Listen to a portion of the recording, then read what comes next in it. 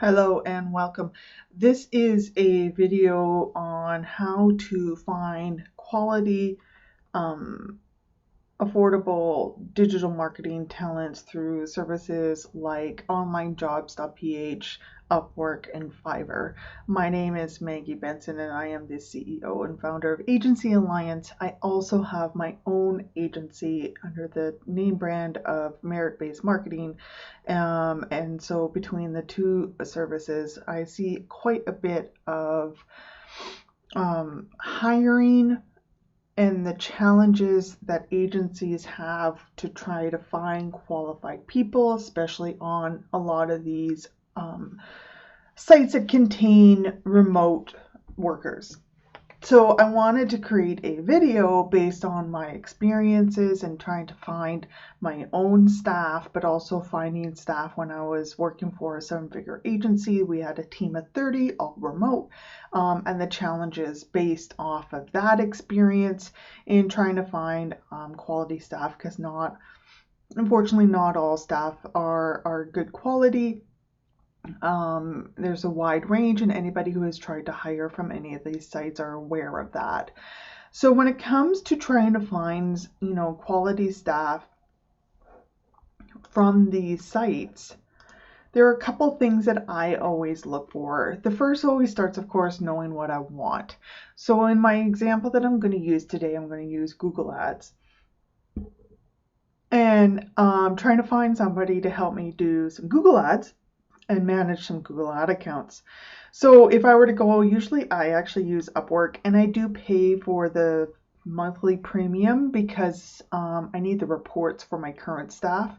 But then if I do need to find somebody, I also get the access to the rising stars and the top rated, which they removed from the free accounts, which is an added benefit to see those features. So if I were to go on a place like Upwork or any of these looking for somebody to do some Google AdWords, I of course would go in, set my search criteria based on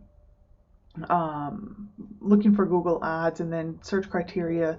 Usually I do it for my price range that I'm looking for that's within my budget, but also I'll make sure that they've have at least one other Upwork job under their belt, so that they've earned at least $1, they've billed at least an hour. I don't touch anybody under 90% review rate. I just don't even go there anymore. It's just not worth it. So if they don't have a 90% or higher review rate, I ask them in my process, but I go in there and I'll type in like search ads for like Google Ads. Sometimes I'll do geographical areas. I won't do countries per se unless it's specific, but I might do like Eastern Europe or Western Africa or something like that, and look for people. The first thing you always look for when it pulls up the search result is the headline. If they don't have Google Ads in their headline, I won't actually even open up their profile, because there are too many individuals out there who are generalists, and I'm the generalist. I need to hire the specialists, so you need to be the specialists.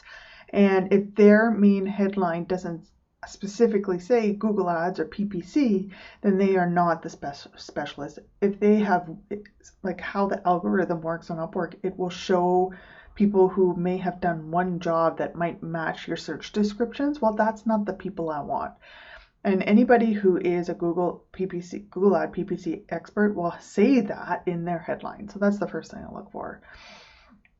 The second thing I look for, once I kind of have that, I'll kind of shortlist them and open them up in a new tab. And then I always look for a couple different things. I always look for the reviews, and I look for written reviews, not just 5 stars, because there can be some golden nuggets inside the written reviews that other employers have left that are really valuable and can kind of, if there's a red flag, you'll see them in there. So sometimes an employer will leave a review that's a 5-star, but then in the written comments kind of leave a little comment that could be a red flag. So I always read that. Again, I want to make sure that they're not an expert at everything, that they are a specialist. And that's the principle, because I know myself as a generalist, I can't be an expert at everything. So there's no way to hire a specialist who's like a generalist, it just doesn't work. We just don't have the brain capacity, especially things with like Google and Facebook ads. It changes every day. I never hire the cheapest. The cheapest doesn't pay off in the long run. I always have a budget of what I'll look for, but it will never be the cheapest. The people who are the cheapest either haven't earned their way up the Upwork algorithm, and how it works is as an Upwork freelancer is there and gets enough reviews, it will automatically start upping their hourly rate. So if they're still sitting at $3 an hour and they've been a member for quite a while, chances are they're not the best. So don't hire the cheapest. Cheapest isn't always better. You have the budget, of course, but try to budget for a reasonable amount. The other things I always look for is the average response time. If their average response time is less than 24 hours, that's good. If it's greater than 24 hours, it's a red flag. Because if someone is coming onto my team and I'm putting them into Teamwork and into Slack, although I don't have the legal rights to tell them when to work, they do need to respond to their tasks within 24 hours. And so if they're not responding to their Upwork notifications within 24 hours, that's a red flag to me. Either they have something else going on, in which case I'm not interested, or they're not very responsive. Again, I'm not interested. Other thing I always look at too is their total availability. So it'll say on the left-hand side what their total availability is. They set that. So whether it's more than 30 hours or less than 30 hours or something like that. But I also look at what it'll show you, the current,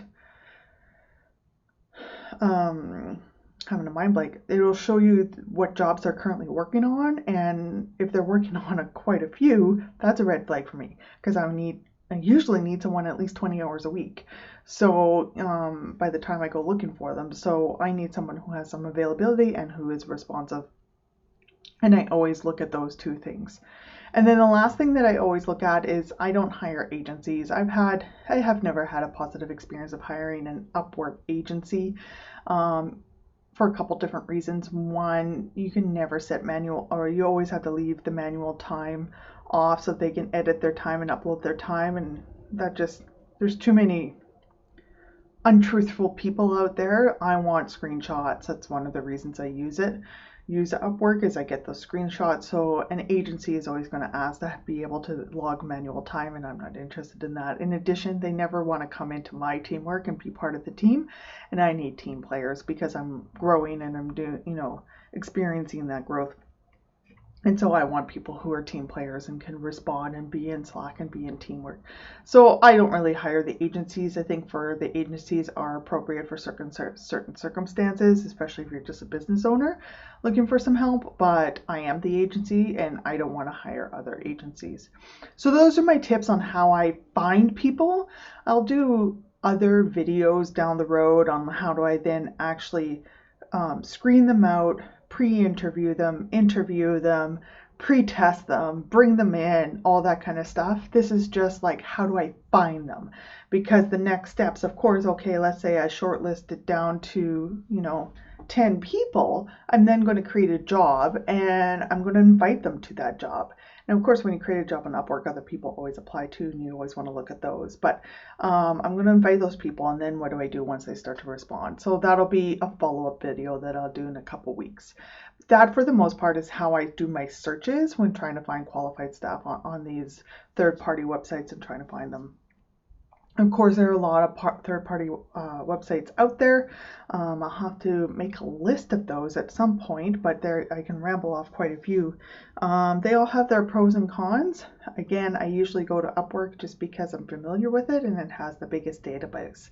So that's really important to me at this point.